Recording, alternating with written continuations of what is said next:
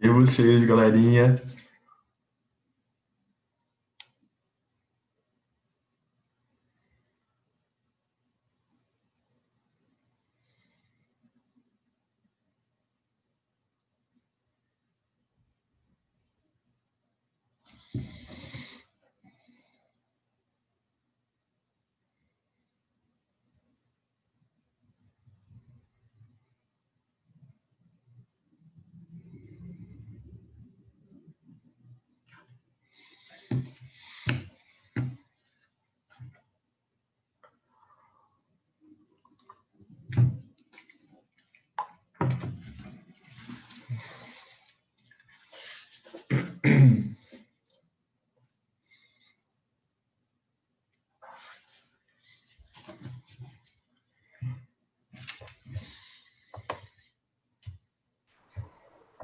Olá, Kathleen. Boa noite, tudo bem? Oi, boa noite. Tudo bem? E você? Tudo ótimo, graças a Deus. Cadê esse povo? Sumiram, a gente não teve primeira aula. Qual que era a primeira aula? Valéria. Sério? Aham. Ué, aconteceu alguma coisa? Parece que sim, ela mandou mensagem no grupo avisando. Ixi. Ela disse que ia cancelar a aula porque ela estava com um tio em estágio terminal de vida. Nossa, meu Deus. Depois eu vou mandar uma mensagem pra ela, tadinho.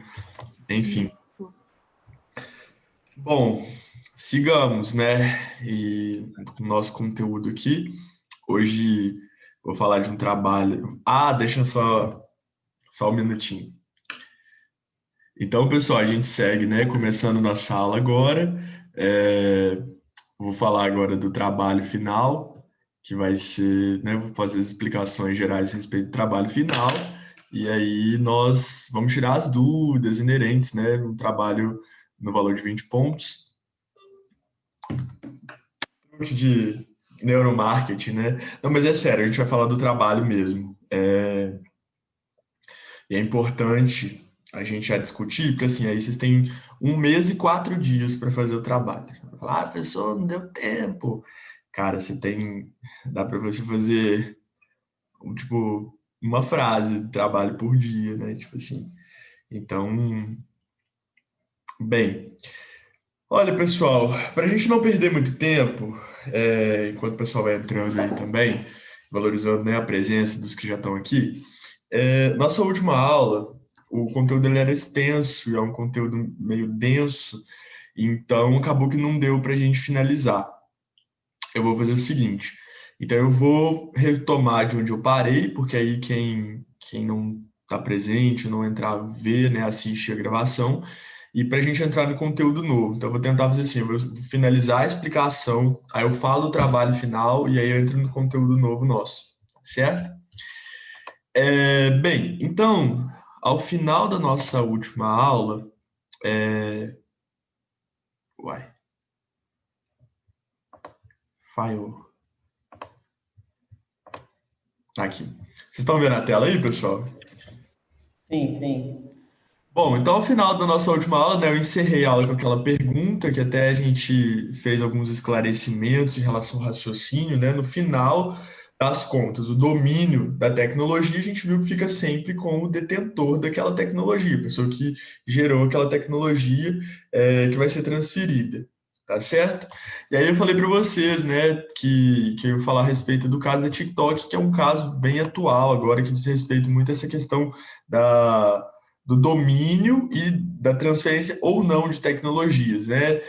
Sem posicionamentos ideológicos aqui, mas analisando a questão no âmbito da tecnologia, é, a grande discussão, né, que rodeia essa notícia, não sei se vocês tiveram contato a ela ou se vocês chegaram a ter curiosidade de pesquisar, mas a TikTok, assim como a WeChat, né, elas foram proibidas por questão do uso e do uso dos dados no âmbito dos Estados Unidos, E essa discussão dos dados, galera, em relação à tecnologia, isso daí é uma constante, né? Preparem-se porque os dados vão ser o novo petróleo, né? Já valem mais do que petróleo, né? E com a diferença que eles são reutilizáveis e os dados são infinitos e têm possibilidades infinitas. No Brasil, inclusive, agora um assunto que vocês devem estar antenados, né? E que devem ter ouvido de alguma forma, assim, porque não param de se fazer anúncios e comunicações a respeito. O É a questão. Pix. Oi? O Pix. Também. Mas eu ia falar sobre. Porque essa novidade é anterior um pouquinho ao Pix, Felipe. Porque o Pix é agora em novembro, né? Que vai implementar. Não, já tá rolando aí. Começou dia 16 de outubro. Mas alguns bancos, por exemplo, meu Pix vai começar a valer no Banco do Brasil acho que dia 15 de novembro, a partir do dia 15. Ah, mas os grandes bancos estão para trás mesmo, né? É. Você Então, tá tipo falando assim. da 5G, né, Breno? Oi? A guerra política da 5G, que o Brasil também. Também, olha só, isso é legal que vocês trazem muitas questões, mas anterior a isso também, pessoal, é a questão da implementação da Lei Geral de Proteção de Dados, a LGPD. Vocês viram alguma coisa a respeito? Ah, pessoal, é isso? Ah, achando que era um trem interessante. Não, mas é sério, isso é super interessante, porque diz respeito a vocês e aos dados de vocês e ao que pode ou não ser feito com o uso dos dados de vocês, né? Porque cara, eu não sei se vocês sabem, mas, por exemplo, o Google Maps, eu tomei um susto. Pouco tempo atrás, não tem muito, não tem nem um ano. O Google Maps ele tem um mapa. Se você não desativar essa opção, ele fornece um mapa da sua localização. Tipo assim, meio que esses dados, né, ficam disponíveis ali qual que é a sua rotina.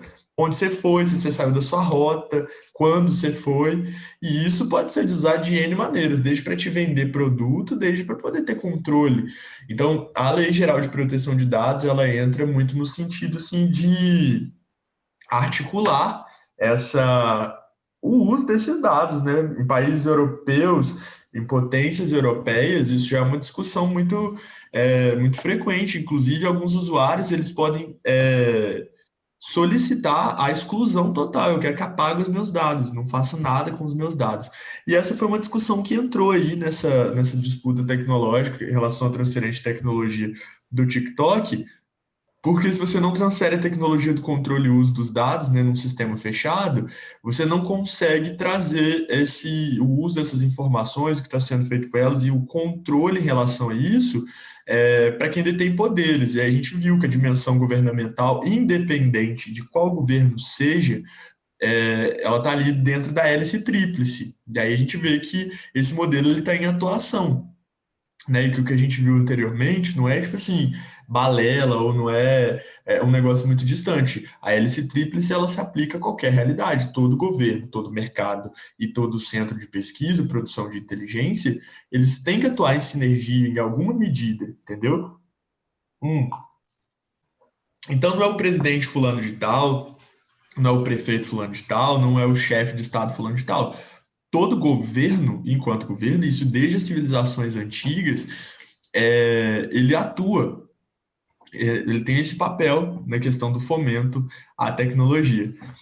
Assim, não desvirtuando muito da discussão da aula, porque tem a ver, mas só trazendo um caso assim ilustrativo, eu estava lendo um documentário a respeito da Guerra Fria, né? Vocês devem ter estudado, lembrado disso nas aulas de história de vocês, no ensino médio e acho que fundamental também, falando sobre a Guerra Fria, né? A disputa ideológica que foi entre o mundo meio que dividiu, né? Em potências ideológicas. E aí o que acontece? Na questão da disputa espacial, né? Que Estados Unidos e Rússia estavam ali naquele para tete a tete ali na disputa por conquista espacial, né? Como se a geodivisão do mundo já não fosse suficiente ali, e aí, tipo, foi para o espaço.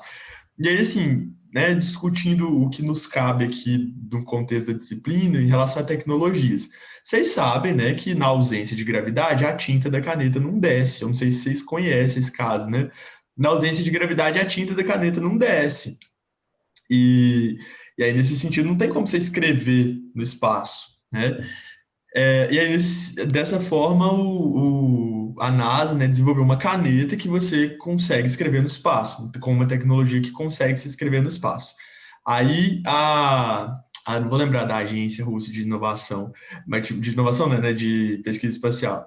Aí eles simplesmente levaram um lápis para o espaço e falaram tipo assim, mais importante do que a tecnologia de ponta mais cara lá é você resolver o problema. Então, o pessoal escrevendo de lápis.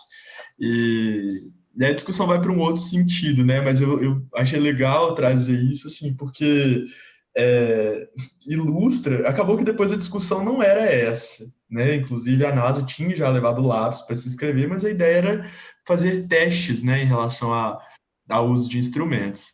Mas nessa argumentação ideológica e nessa disputa de poder, uma das discussões entraram nos conceitos elementares de empreendedorismo e marketing lá, né? Tipo, né, a questão não é como que você vai resolver o problema, e sim a solução que você deseja, né? Então, você não quer uma caneta que escreva no espaço, você quer escrever no espaço. Então, qualquer coisa que satisfaça essa necessidade com maior eficiência vai ser uma solução melhor, né? A disputa de tecnologia tem muito a ver com isso.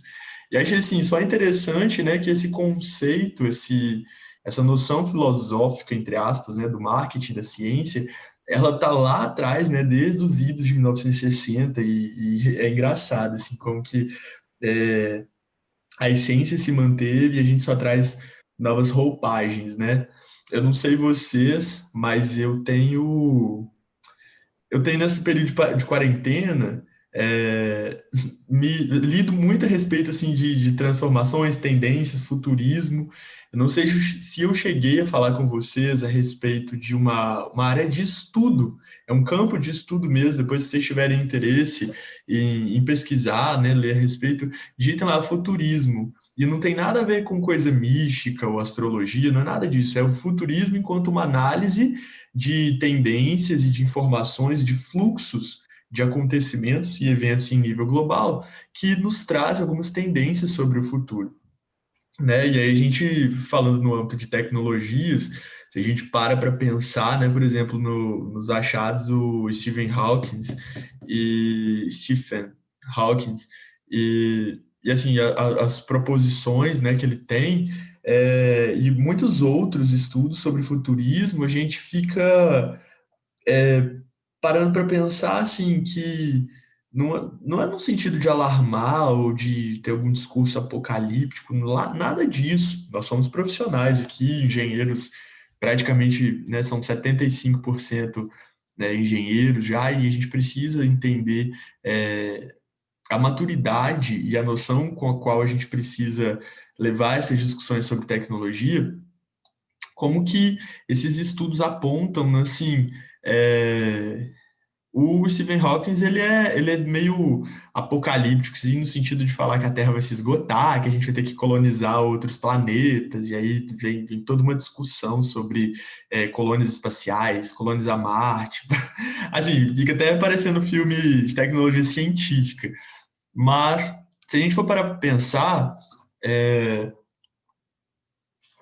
as tecnologias e assim as discussões, elas vão muito ao encontro de tendências relacionadas a tecnologias da saúde, de aumento da longevidade. Então, assim, se por outro lado existe preocupação com, por exemplo, manutenção da vida na Terra, condições climáticas, que quer que seja.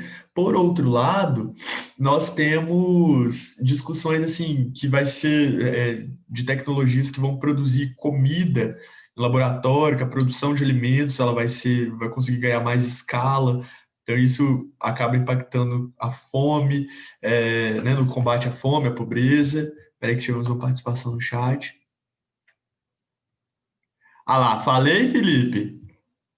Falei assim, nossa, fiz besteira, né? Falei besteira, mas tá certo, é 16 de novembro mesmo. Não, eu não falei para não atrapalhar o seu raciocínio aí, mas Não, tá certo, mas tem que colocar. Mas eu falei que era 16 de novembro. eu falei que eu ia fazer um teste com o Pix hoje, achando que era 16 de outubro que tinha começado, mas é 16 de novembro, né? Realmente. Não, eu tinha cadastrado, o meu funcionário. Eu falei assim, deve ser que os grandes bancos então estão estão atrasados, mas o Pix é novembro. Mas isso aí que você Enfim, estava falando, eu também li sobre isso, que o Pix também a intenção é que o Banco Central quer controlar mais os dados dos usuários, dos movimentos bancários dos usuários. eu não gosto muito de trazer essas discussões que têm invólucros políticos ideológicos para a sala de aula, porque a nossa discussão aqui é sobre tecnologia, né? E eu acho que aqui, nesse momento, né, entra muito o clamor das percepções e das visões de mundo do aluno, e eu tenho medo, assim, de como que principalmente quando o aluno não está presente, aí ele vê gravado, com o que isso pode repercutir. Mas a gente precisa entender que as tecnologias, elas estão a serviço de quem tem o poder, né? E eu falo assim, não é quem tem o poder num discurso assim de protesto, não é quem tem o poder assim, seja o CEO, seja o prefeito, seja o governador, ou, né, a assembleia de um determinado reino, a tecnologia ela sempre vai agir em função de quem tem o poder, né? E se a gente for parar para pensar, isso acontece desde as civilizações antigas, né? Então, quando a gente para pensar lá, por exemplo, nos povos que a gente estuda lá nas aulas de história, estou muito histórico esses dias, né, pessoal? Mas assim, desde os povos antigos, a gente vê essa questão de que, né, havia os comandos da construção de canais de irrigação, é, havia criação de estradas, né, aplicação de conhecimentos para criação de estradas, para utilização, para canalização de água, né, técnicas de plantio. Então, assim, deixa eu parar para pensar, desde sempre a gente, a tecnologia sempre serviu, né, ela sempre foi um instrumento do poder vigente, né, do poder organizacional, do poder é, político, do poder econômico, ela sempre foi. Só que às vezes a gente não consegue assimilar isso numa perspectiva mais neutra, porque hoje a gente tem uma dimensão é, de hipervolume de informação, então tem múltiplos canais, né, de informação, a gente pode ler a informação com N pontos de vista diferentes, e as transformações são muito mais rápidas, né, as tecnologias são muito mais rápidas, então tem tecnologias que a gente não tem nem acesso e não sabe nem, né, da existência ou da incidência dela. Então, essa é uma discussão que dá pano para manga. E aí, assim, eu já retomo, inclusive, aqui no nosso slide, que, assim, uma mesma tecnologia, ela pode ser protegida ou ela pode ser transferida em diferentes níveis, né? Igual o nosso livro lá, ele traz que existem 4 modalidades de contratos de transferência de tecnologia. E os instrumentos de proteção eles podem variar, porque assim, uma mesma tecnologia ela pode ter um elemento autoral, né, atribuído a ela pode ser a tecnologia ser um escopo, ou ela pode carregar um know-how consigo, ela pode ter incorporado o desenvolvimento de algum sistema, de algum uso de algoritmos ou de sistemas binários. Então, a gente tem vários critérios, né, de avaliação da tecnologia. Nosso livro traz esse exemplo aqui, por exemplo, de hardware, de software, e lembra até um pouco daquelas dimensões de análise do engenheiro de produção, né, os dados que são gerados, nossa discussão anterior aqui toda, né, as redes de telecomunicação, até mesmo a questão de pessoas, né, de envio de treinamentos, né, transmissão de know-how. Então, são vários níveis que a gente viu também na aula anterior, né, são vários âmbitos dessa tecnologia que você pode transferir, tá? No Brasil, falando em termos de lei, não tem um mecanismo, assim, uma lei que determina a configuração da transferência de tecnologia. Existem modelos contratuais e aí eles atribuem aqui, né, registrados ao INPE, que é o Instituto Nacional de Propriedade Intelectual. Só que, assim, isso é o que está no livro. E eu queria só fazer uma ressalva, galera, que é o seguinte: não tem uma lei de transferência de dados, sob a lei de transferência de dados. É assim, assim, assim, assim, assim. Mas o Instituto Nacional de Propriedade Intelectual, que é um órgão governamental, né, que está no Brasil há anos, e que responde à Organização Mundial de Propriedade Intelectual, então, ou seja, existe uma confederação global de propriedade intelectual, né, a qual o INPI responde, que gere todas as inovações que vão ser registradas e protegidas.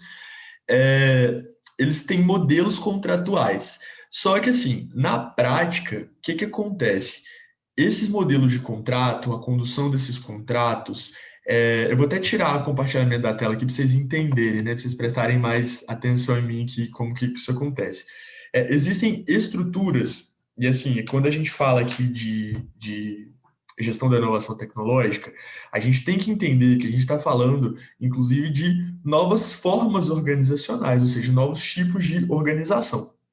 Então, vamos supor, geralmente vão existir centros de pesquisa. Vou pegar um exemplo aqui, pessoal, mas é só porque foi o que me veio à mente, não tem nenhuma conexão assim. Butantan, né, o Instituto Butantan, ou a Fiocruz, né, ou qualquer outro centro de pesquisa, ou uma universidade federal, né, instituições grandes de aporte à pesquisa. Normalmente, nessas instituições em que existe pesquisa, uso de dados, né, geração de tecnologias, existe um órgão, né, uma unidade organizacional, um departamento ou uma estrutura própria, que se chama Núcleo de Inovação Tecnológica. São os famosos NITs. Eu estou meio gripado, vou até... Opa, peraí. Eu vou até escrever para vocês aqui, ó. É Núcleo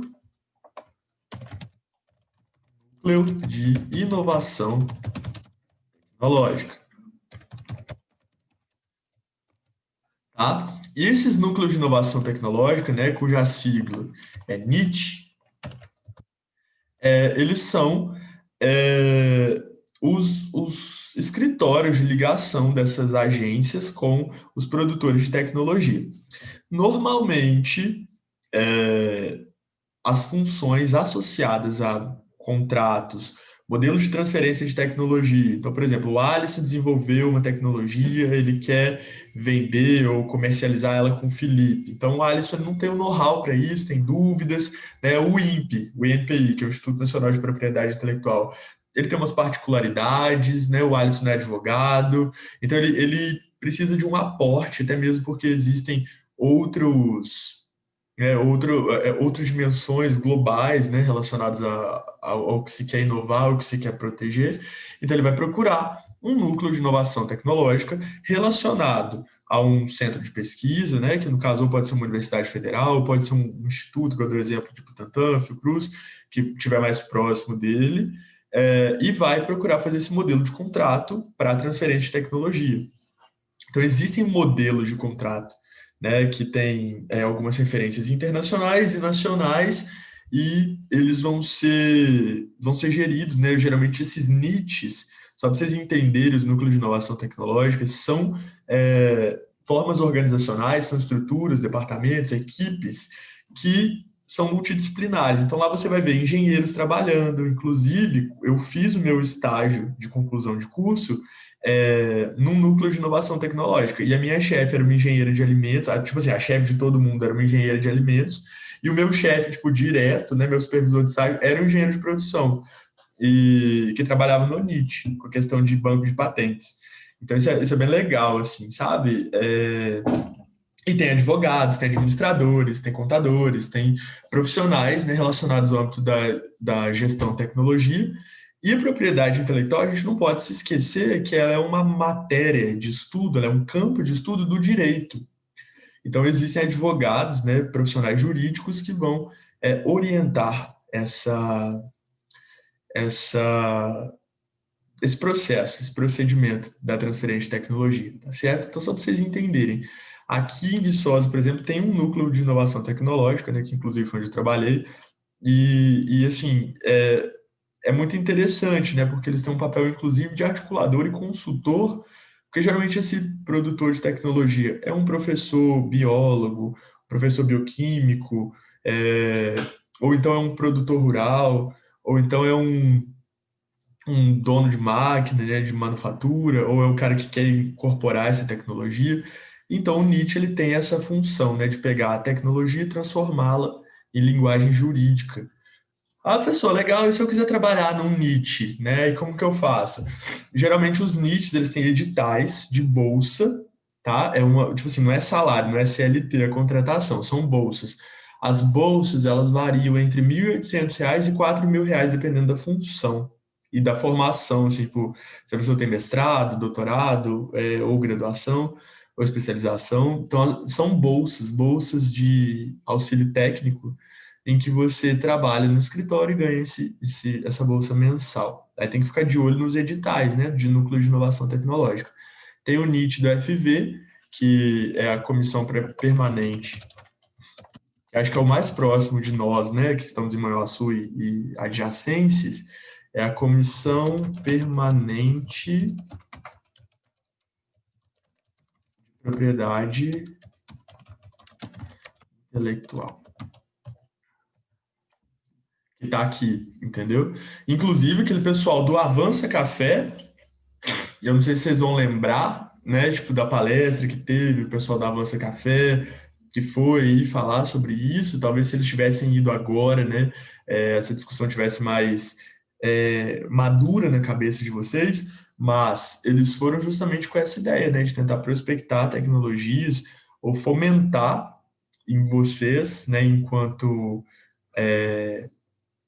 elas, né, da hélice tríplice, tecnologias ou iniciativas, inovações, para que pudessem ser patenteadas, né? Eles estavam relacionados com o Innovation Link aqui, que é o escritório de ligação, para levar isso para o mercado e ter modelos de contrato.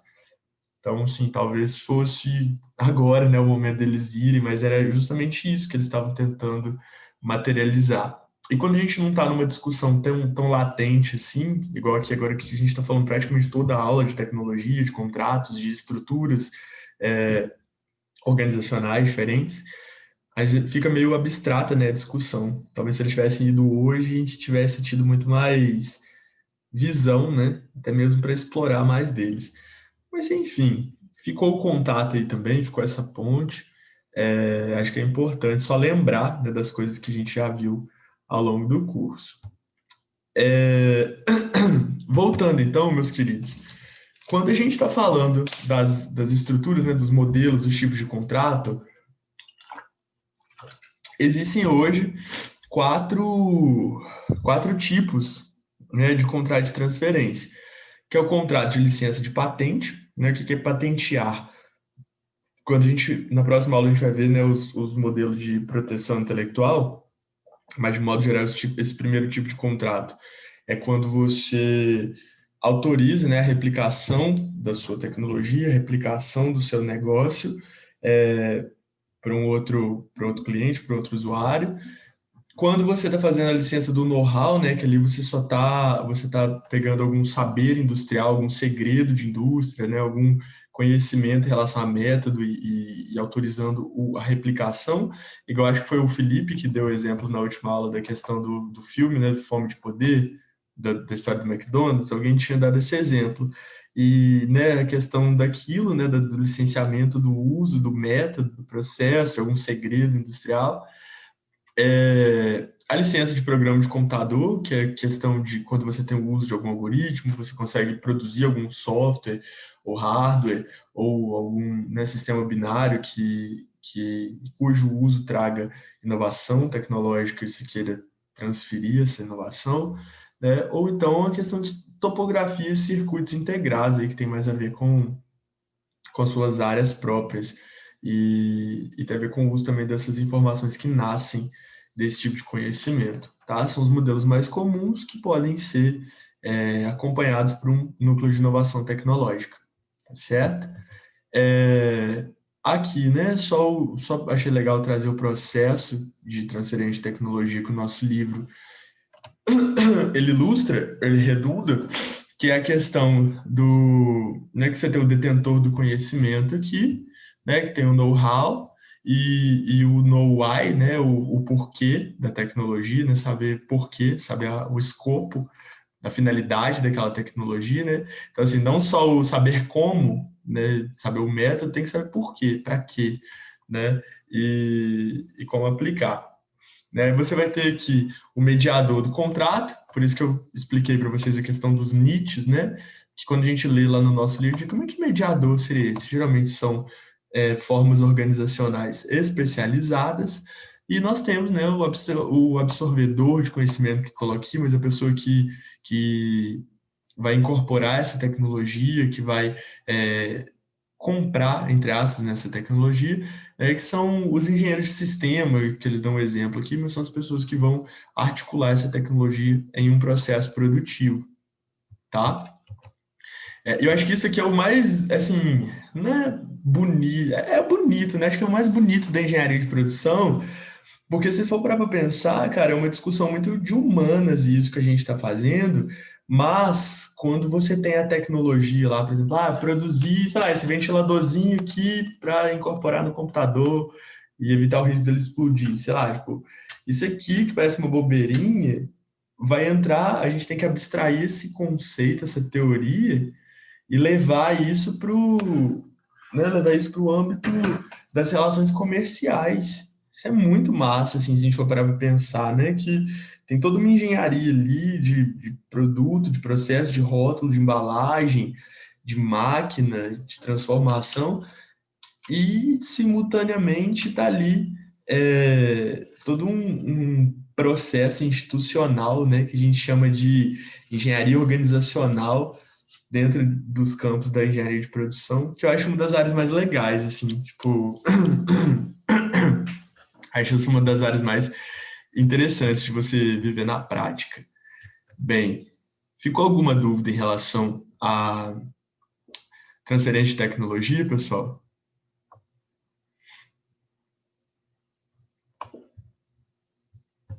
Não?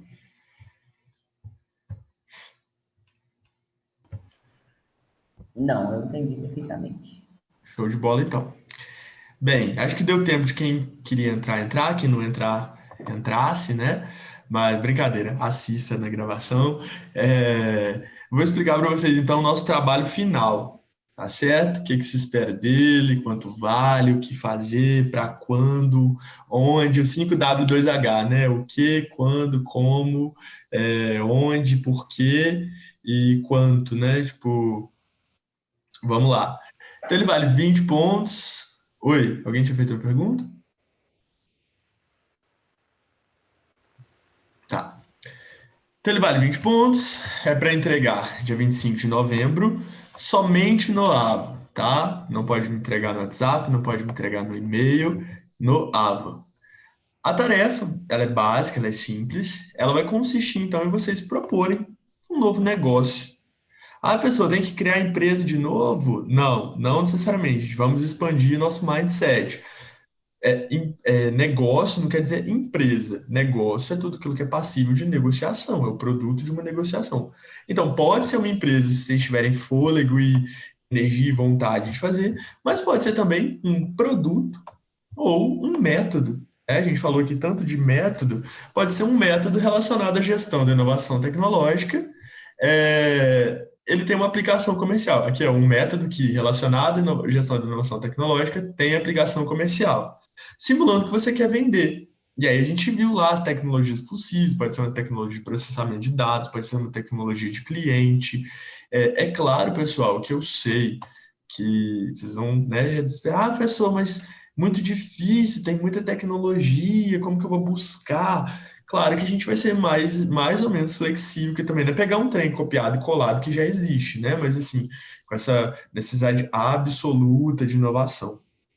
Mas é que vocês criem um modelo de vocês, acho que a gente já tem conhecimento teórico e prático suficientes para isso, vocês criem um modelo de inovação, né, de gestão de alguma inovação tecnológica, né, seja uso de dados, né, que talvez seja uma coisa mais fácil para vocês, ou até mesmo transformação de equipamento, de máquina.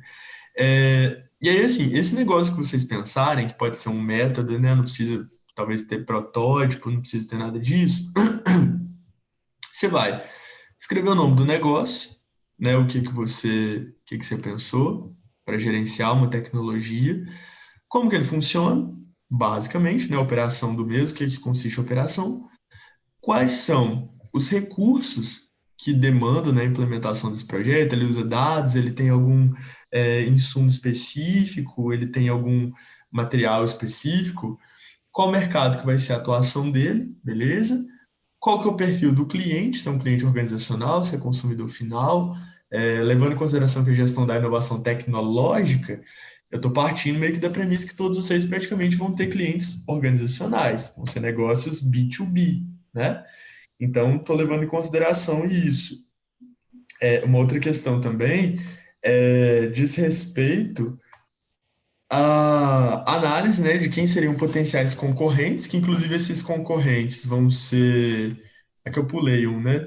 É, os concorrentes de vocês vão ser base para vocês desenvolverem um diferencial. Então, minha sugestão é começar pesquisando algumas tecnologias de gestão da inovação tecnológica existentes e, a partir dela, tentar encontrar um diferencial que seja mínimo possível. A gente viu aqui na nossa aula Mas que... esses, Oi, Alice. desculpe interromper o senhor, mas Não, esses claro. concorrentes, vai ser, você quer os diretos e indiretos ou os dois juntos? Não, o ideal para não dar muito trabalho para vocês, Alisson, é que fossem os diretos, né? Duas ou três empresas que Beleza. oferecem soluções similares que poderiam substituir o seu negócio. É por isso que você vai ter que colocar um diferencial aí, né? Do que consistiria esse diferencial de vocês. Né? Uma descrição detalhada, né, da inovação que configura o seu negócio, tá? Como que ele vai ser veiculado? Quando eu falo veiculado, é porque eu não quis trazer um conceito de marketing aqui. Não quero que vocês fiquem pensando em slogan, em nada muito enfeitado. É tipo assim, a veiculação aqui, como que ele vai ser anunciado, comunicado, integrado, como que ele pode... Vocês podem colocar aqui até distribuído, se for o caso, dentro dessa veiculação. Porque veicular tem a ver com transitar, né? Então, como que a informação sobre ele vai transitar, ou como que ele vai transitar, vocês vão trabalhar com licenciamento, né? Vão licenciar, ou vão oferecer uma licença para o usuário utilizar, como que isso se veicularia. De que forma que ele vai trazer dinheiro para vocês, né? Tipo assim, é uma compra específica, comprei esse copo gerenciador de dados e acabou, vai ser assinatura, vai ser pagamento para pagamentos periódicos, né? Paga um tanto, tem direito a 6 meses de licença, paga outro tanto, como que vocês ganhariam dinheiro com ele? Quais os principais custos associados, né? O que é possível de proteger em termos de propriedades intelectuais, isso a gente vai ver melhor na próxima aula, se vão ser direitos de autor, questões dessa natureza, ou quais as estruturas de inovação, né? Ou não. E quais estruturas de inovação que ele demanda. E quando eu falo estrutura de inovação, tipo assim, uma inovação de processo, de marketing, de método, uma inovação de serviço, qual que é a inovação dele, tá? Bom, vocês podem, né, utilizar recursos adicionais se vocês quiserem, como quadro Canvas, modelos mentais, o que vocês quiserem. É importante, assim, pode ser texto corrido, pode ser ponto a ponto, a ideia é que vocês respondam, né, contemplem todas as perguntas. O negócio, é isso que eu acabei de falar, né, você pode responder pontualmente a questão, e é isso. É para o dia 25 de novembro, tá? Então vocês têm mais de um mês para fazer isso, e entrega via AVA. Alguma dúvida em relação ao trabalho?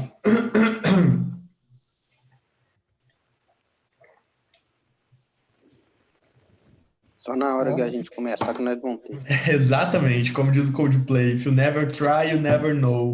Se você nunca tentar, você nunca vai saber. Nossa, fui longe, né, galera? Uma quarta noite.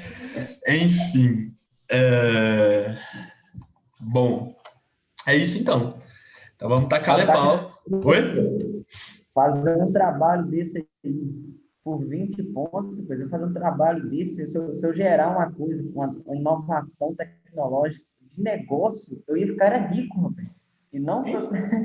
Então, mas que o trabalho seja o pool, seja o trampolim para você gerar o seu negócio, porque assim, eu dei tudo que eu podia, cara. Eu não tenho autorização institucional, aí a gente entra na nossa discussão a respeito dos agentes, né, do fomento à tecnologia. Eu não tenho condições de fomentar mais a inovação de vocês, porque esse é o limite de pontuação que eu posso atribuir, você entendeu? Então, eu estou trabalhando no meu teto, eu enquanto um dos agentes da nossa hélice tríplice, né, instituição, professor, aluno, muito similar a governo, mercado, indústria, todas as estruturas triplas, né? eu tenho limitações institucionais que eu preciso respeitá-las, então eu não posso pontuá-los mais, entendeu? Então nós simulamos a vida aqui, rapaz, entendeu? A ideia é que você Claro, nossa, consiga extrapolar os seus escopos, né? E fazer daqui um pool para ganhar dinheiro. com certeza, você está muito além. O ponto aí não quer dizer nada, né? Exatamente, né? E quer dizer tudo ao mesmo tempo também, né? Porque ele diz, não faço não, vou ficar rico com isso. Às vezes não passa. Tô brincando. Não, mas é isso, assim. Foi só uma brincadeira, mas é uma brincadeira séria, né, galera? Bom, então vamos, né? Taca-lhe pau. Cadê, gente? Aqui. Vai ficar com certeza, vocês estão vendo pelo avançar da hora, vai ficar para a próxima aula, né? Mas como eu sou aquele professor, porque vocês estão fechando o caderno, ainda temos 37 segundos de aula, vamos até, né, o esgotar do nosso timing aí. Hoje, pessoal, a gente vai falar de um tema muito. A gente ter começado, né, 8h50, um tema muito interessante, que é são as práticas e programas de inovação aberta envolvendo consumidor virtual. Só que assim, quem leu a unidade de aprendizagem viu lá que o começo do livro, o começo da unidade de aprendizagem, é, é até meio maçante, assim, porque eu acho que aquele primeiro pedaço ali ele é totalmente desnecessário, que são coisas que a gente já viu. Assim, inclusive ali, quem quiser fazer um TCC na área de inovação, aquele quadro ali que ele coloca dos autores, o Schumpeter, o Peter Drucker, a OCDE, aquele quadro ali é muito bom para TCC. Mas ele traz ali inovação, conceito de inovação, inovação disruptiva, retoma aquela discussão, né? E aí dali a gente viu a questão da criação de um conceito, e esse é uma etapa que, resguardadas as devidas proporções, ele sempre aparece. Então, assim, você tem a questão do conceito do negócio, fazer a triagem dele, se ele é válido, se ele tem potencial de mercado, alcance, precisa gerar um projeto preliminar, fazer uma avaliação, né? Propor melhorias até você chegar num prototipagem, que a gente viu lá na disciplina de inovação e empreendedorismo, e chega no projeto final de inovação, porque toda inovação, conforme a gente viu na aula, acontece sob a forma de projetos. Show de bola? O que rola? O Slack, né? Slack também é um autor que vocês já devem ter lido ele, inclusive nas disciplinas da Valéria. O Slack ele tem um companheiro de escrita, né? Um outro autor que escreve com ele. Não lembro o nome aqui, cara. Enfim, mas o Slack já é brother de vocês, né? Vocês já ouviram falar desse autor? Com certeza. Já li até um livro dele, A Meta. A Meta? Acho que é isso mesmo que chama, se não me engano. Não sei. Eu leio o livro dele, Administração de Operações, Bens e Serviços, né? Eu li ele na faculdade em Administração da Produção 1, 2, 3. O livro era dessa grossura. O professor falou assim, pelo menos até o fim da disciplina, a gente vai acabar esse livro. Não satisfeito em ler um, que a gente acabou na metade da Administração da Produção 2, aí ele jogou o outro do Slack com o companheiro dele lá de escrita. Eu falei, Jesus, toma conta, eu vou ficar doido. Mas os livros dele são muito legais, assim, Na verdade, eu li Oi? Slack e foi com a disciplina Gestão de Sistemas da Produção. Que eu li esse livro. Eu não lembro o nome do livro, não. Então, o livro que eu li dele, eu lembro que eu vi esse livro todos os dias, rapaz. Era Administração de Operações, Bens e Serviços. Então, assim, mas o Slack ele é muito legal, eu tô brincando, assim, ele é muito legal, os livros eles são muito bons. Mas ele fala que as ideias inovadoras, né, elas se tornam inspiração para novos conceitos. E a gente vive, né, a gente a gente está numa era em que todo mundo quer ser protagonista, em que todo mundo quer ser mimado, né? Nosso consumidor ele é muito mimado em todas as perspectivas. E aí, assim, eu sempre gosto assim, de mostrar conexão com o que está acontecendo no mundo o mais rápido possível e com a temática da aula. Por exemplo, o que a gente chama, né, de inovação aberta pode ser entendido também como cocriação, que é um dos termos que o nosso livro usa. E a Fusion energético, não sei se eu, pelo menos, assim, sou um consumidor de energético assíduo, né? Então, Fusion ela desenvolveu, junto com o pessoal que joga Free Fire, uma nova embalagem, um novo rótulo, foi co-criado, tem toda uma ideia, né, associada ao conceito da marca, isso saiu em mais de um portal, né? Depois, quem quiser ver, o link está aqui, tem todo um conceito relacionado à nova embalagem, é um conceito aí da cocriação. E quando a gente fala de consumidor virtual, a gente tem que entender que existe uma área que a gente chama de trade, que esse trade, que é a questão das técnicas de negociação, de acordo mesmo, de comércio, no âmbito digital, ela obedece às mesmas lógicas do comércio físico. São criadas experiências. E, por exemplo, nós temos, por exemplo, você chega no supermercado, você já deve ter visto que tem alguns produtos que têm umas prateleiras especiais, ou tem alguns displays que te chamam atenção. Isso é chamado de trade marketing, tá? Esse trade marketing, ele vai ser uma tendência também no digital. Inclusive pela inserção do que a gente chama de crowdsourcing. O crowdsourcing também é uma estrutura colaborativa, que o nome é feio, o nome é difícil, e conforme o nosso livro mostra, assim, todas as definições lá, mas o crowdsourcing nada mais é do que uma plataforma colaborativa em que as pessoas co-criam. Então, por exemplo, vamos supor que eu falo assim, não, gente, nosso trabalho final da disciplina, ele vai ser um crowdsourcing. Tipo assim, a gente vai fazer ele juntos, vamos marcar momentos extra classe para construirmos uma tecnologia só com a carinha de todos vocês. Aí tem muita aluno que fala, professor, não concordo com isso não tem horário, eu trabalho, então o colega não vai participar, ou então, um vai trabalhar mais que o outro, não conversa com o fulano. Então, tipo assim, mas de qualquer forma, se nós fizéssemos uma estrutura colaborativa, isso seria o crowdsourcing, né? Um espaço para você co-criar e trazer uma solução conjunta. Eu não vou avançar no trade marketing digital, não, nosso tema da aula, né? Inovação aberta, a gente falou um pouquinho, né? Nesses conceitos em crowdsourcing, em cocriação, né? Que estão dentro do que a gente viu algumas aulas atrás sobre inovação aberta. E aí foi a gente falar das experiências do usuário digital. E para falar, né, dessas experiências, eu trouxe um conteúdo adicional para falar de trade. Eu começo na próxima aula, que aí eu emendo trade marketing, inovação, propriedade intelectual, e a gente fica em dia com o nosso cronograma. Tá tranquilo, meninos?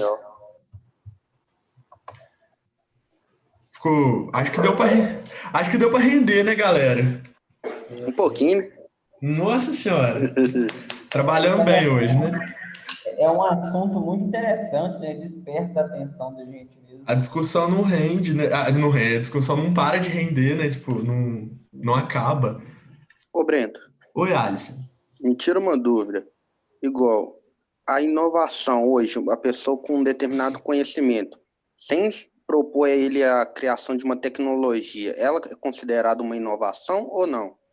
Você pode ter inovação de processo, você pode ter uma inovação de método, você pode ter uma inovação de serviço, aí tem que voltar lá no manual de Oslo. Mas tem que ver assim, é inovadora mesmo? Será que já não existe isso em algum outro lugar? Então, isso que eu pensei. Você entendeu? Entendi. Pode ser inovadora para a empresa, uma inovação interna, mas não quer dizer necessariamente que seja uma inovação com potencial de se tornar uma tecnologia ou de transferir essa tecnologia, entendeu? Entendi. Você entendeu? Tipo assim, vamos lá, vamos implementar um delivery na nossa vida. Delivery é uma coisa que nenhuma empresa jamais pensou. Né? Tipo assim, nossa empresa não tinha, mas não é uma tecnologia que consegue transferir, né? Igual eu vejo muito amigo meu abre um comércio, assim, abre um negócio, começa a dar certo. Nossa, eu já não tô com ranço disso. Todo amigo meu que é empresário também, assim, abre um negócio, começa a dar certo. Vou franquear. Parece aquele meme, né? Vou franquear, me segura, vou franquear. Nem franquia, cara, é um negócio que tem... Franchising é um negócio que tem toda uma padronização aí. Não é só pegar todas as lojas com a mesma cara, todas as lojas com o mesmo cardápio. Tem todo processo aí. Mas é isso, tá, Alisson? Tem inovações. Entendi. Inovações que têm potencial de comercialização, que geralmente são as inovações tecnológicas. Entendi. E porque igual eu vi o Primo Rico, aquele desafio 7x7. Eu Aham. pensei nesse contexto, se ele seria uma inovação ou não. E que pode ser interno, que pode ser muito válida para a empresa. Lá na disciplina de empreendedorismo e inovação, a gente viu isso, né, Alisson? Que Eu lembrei disso. a inovação ela é uma estratégia, né? Muito bem colocado por você. Não quer dizer que aquela inovação ela tenha potencial de se transformar numa tecnologia a ser transferida, né, regida por um contrato ou protegida intelectualmente, entendeu? Isso aí é spoiler, você guarda essa discussão para a gente retomar na aula que vem, que aí entra o que proteger, o que não proteger. Né? Beleza. Aí o papo rende ainda mais. Tá certo? Professor, Oi. para estimular o povo a fazer o trabalho, o Facebook partiu da faculdade, o menino, o criador lá estava na faculdade. Inclusive, fica como sugestão de filme aí para quem não viu A Rede Social, o filme da criação do Facebook. E tem tanta sugestão de filme que se a gente fosse maratonar aí das aulas, dá pra gente ver o Dilema das Redes, A Rede Social, Fome de Poder e muita coisa, muita raça de filme que encaixa no contexto da disciplina. Bom, é isso então, meus queridos. Fiquem com Deus. Boa noite. E qualquer dúvida, estou à disposição. Beleza? Beleza, boa noite. Valeu, gente. Até mais.